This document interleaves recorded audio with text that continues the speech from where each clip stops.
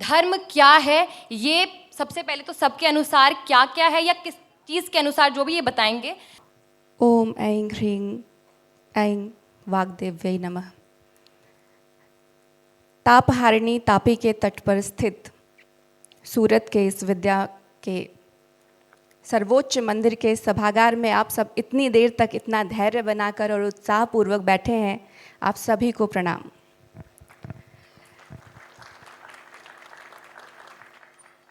यही धर्म है,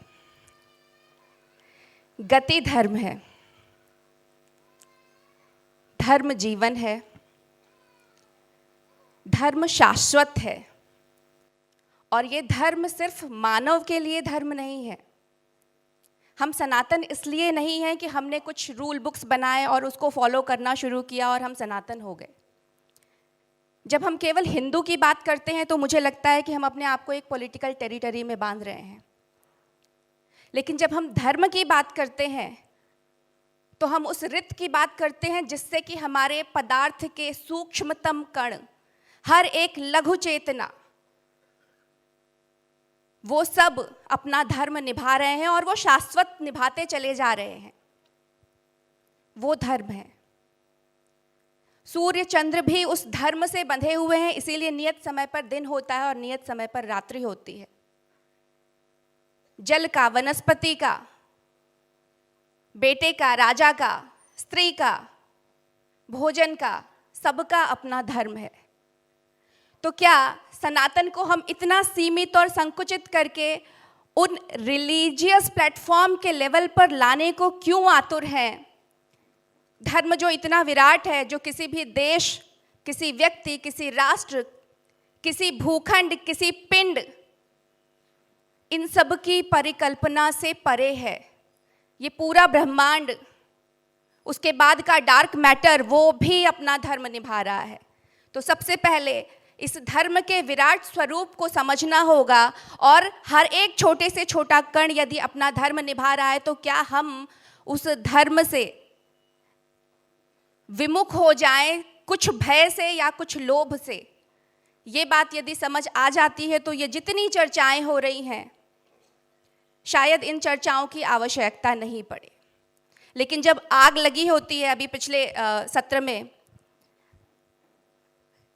अजीत जी ने कहा कि जब ऐसी बात होती है तो टिट फॉर टैट, ये बहुत अच्छी चीज़ होती है, यही कर सकते हैं हम। तो जब आग लगी होती है तो फायर ब्रिगेड वाले आके उसके रूट कॉज को जाके सबसे पहले नहीं टारगेट करते हैं, वो पहले ऊंची लपटों को शांत करते हैं, उनका शमन करते हैं। लेकिन उनका ध्यान वहाँ भी रहता है जहाँ से वो आग लगातार निकलती जा रही है। वो बड़ा रूप तो बाद में ले रही है, लेकिन वहाँ तक जाके उसका शमन करना अनिवार्य होता है, नहीं तो वो अग्नि नुकसान करती रहेगी। इसके पहले जितने भी सत्र हुए, कोई भी विषय ऐसा नहीं था जो बिना धर्म के हो। शायद ये सत्र इसीलिए अंत में रखा गया कि यदि आप राजनीति की बात करते हैं तो राजधर्म है, यदि आप पत्रकारिता की बात करते हैं तो उसमें भी धर्म है, यदि आप सुरक्षा की बात करते हैं तो वहाँ भी धर्म है।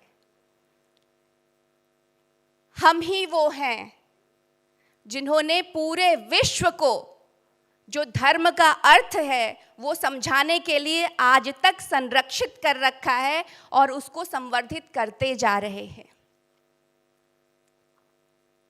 इसके बारे में आगे भी चर्चा करते रहेंगे, लेकिन फिलहाल केवल इतना पूछा गया है कि धर्म क्या है, तो गति धर्म है और धर्म जीवन है। और ये धारण करने की विषय वस्तु है, हम इससे च्युत कभी हो नहीं सकते।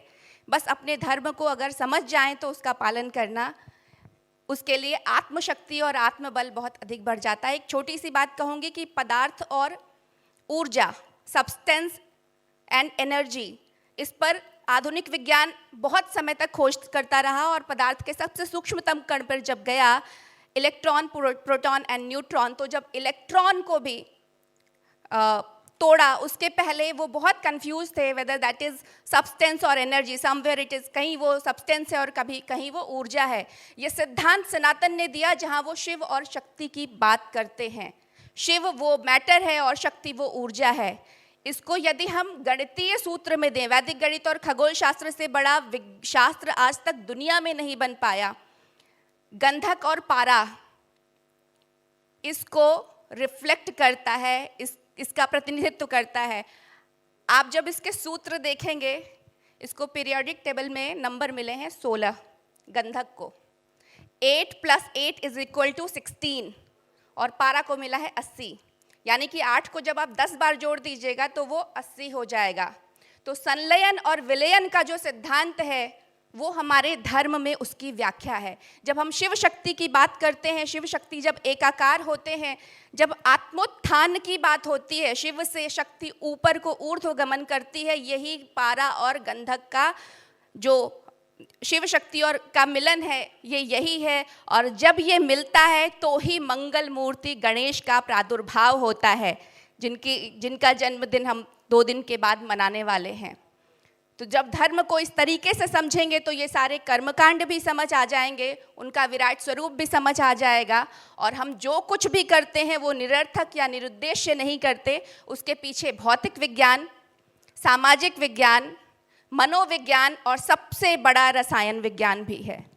तो एक बार अपने इस सनातन धर्म के लिए अपने अंदर गौरव भाव जागृत कीजिए, फिर हमें वापस उन पंथों के पास, उस रिलीजियस लेवल पर आकर के नीचे अपने आप को बचाने की, और ये जो उत्कंठा है ये शायद कहीं हद तक हमारे अंदर आत्मविश्वास और आत्मगौरव को जागृत करेगी, और हम बेहतर तरीके से अपने धर्म को सबके सामने रख पाएंगे और स्वयं उसका पालन कर पाएंगे। धन्यवाद।